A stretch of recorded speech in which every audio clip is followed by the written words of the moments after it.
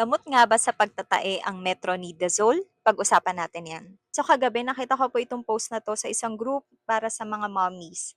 Then may nagtanong ano daw over-the-counter meds yung puwedeng inumin for diarrhea. Then nakita ko sa comment section may mga sumagot ng metronidazole. So unang-una po si metronidazole po ay isang antibiotic at alam naman po natin ang antibiotic kailangan po ng reseta galing po sa doktor. Ang metronidazole po ay isang antibacteria kaya ginagamit po itong panggamot sa mga infeksyon na ang cause ay bacteria. However, depende po sa klase ng bacteria.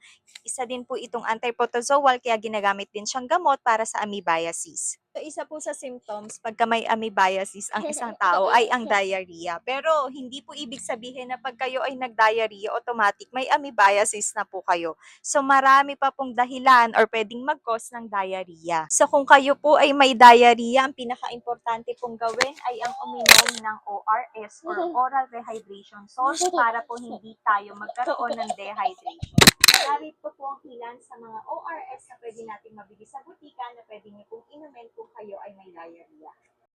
So paalala lamang po na wag po basta-basta iinom ng antibiotic kung hindi po ito nireseta ng doktor. Pagdating naman po sa diarrhea, tandaan if symptoms persist, always consult your doctor. Salamat po.